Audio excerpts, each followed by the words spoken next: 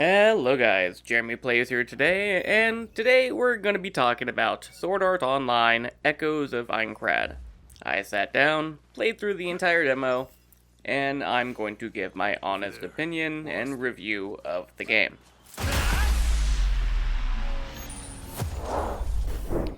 Now, to keep things clear, here are my specs, so you know what I'm working with when recording this. I was playing the game running it in 2K on the other monitor, while monitoring the recording on my secondary monitor.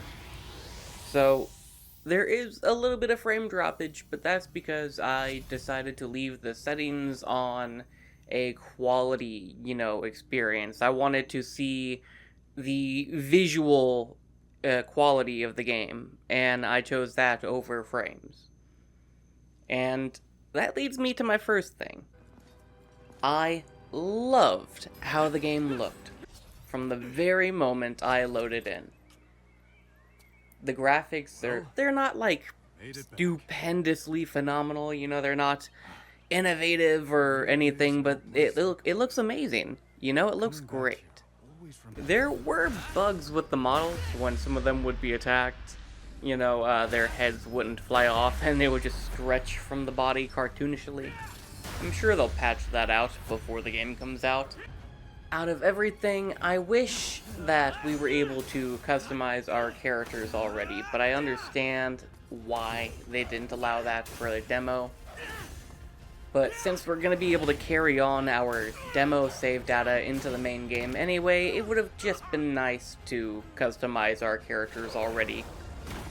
When it comes to the combat and the inventory system and how they handle the shops inside of the main city, the town of beginnings, I feel they did really well with it.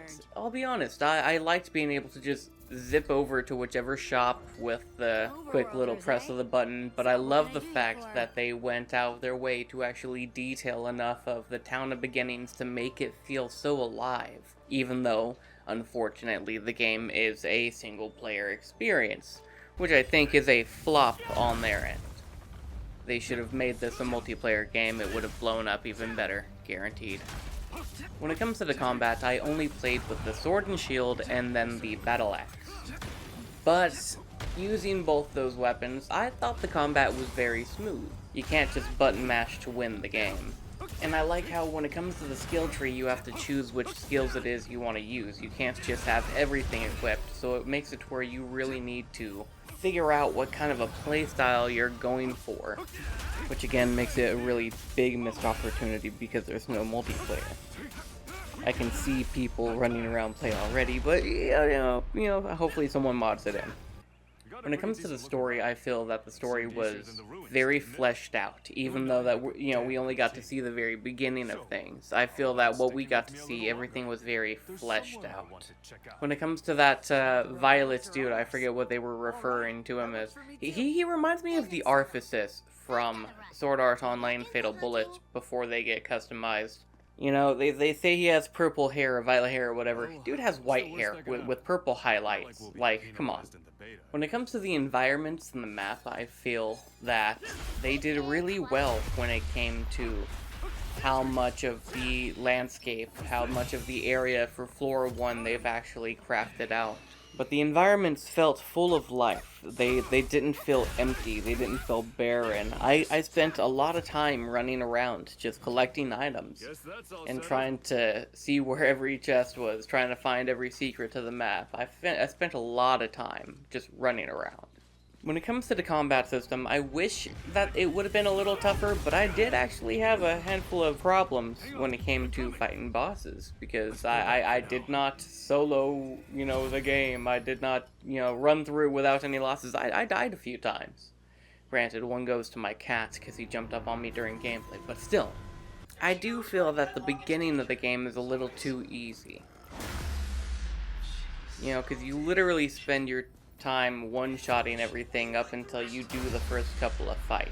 It's way too easy. Even if it is a demo, it is just way too easy. One thing I do appreciate is we've only heard mention of Kirito in the beginning of the game, but other than that, there's been no sign of any of the main characters aside from Argo to show up.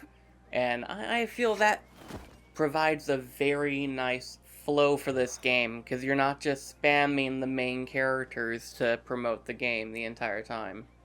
One thing I did like was the designs for the enemies. There was a lot of difference to the models here compared to the other SAO games, from what I've played at least. And I gotta say, the level of detail and everything is just great. You know, the models of the monsters, models of the characters and the environments, it all feels like it's supposed to be there. Unlike what I honestly felt like was kind of a difference, a jarring difference with the models, the characters, compared to the environments in Fatal Bullet. You know, everything feels like it blends a lot better in this game. And I guess last but not least, my final thoughts on this is the one thing I like the most about the demo is the fact that the demo itself ends before the playtest is supposed to be over. You know, it ends when their demo ends, and they also have to wait for the game to come out. I think that was brilliant, and a great way for them to, you know, promote the game by making us feel the weight that now these characters do before they inevitably jump into this death game. So if you played the game and you're watching this, let me know your opinions. What did you like? What didn't you like? Do you agree with me? Do you disagree with me? And if you think I should start making more content like this more often, let me know. Leave a like, comment, sub. It all goes a long way. With that being said, I'll catch you guys in the next video. Peace.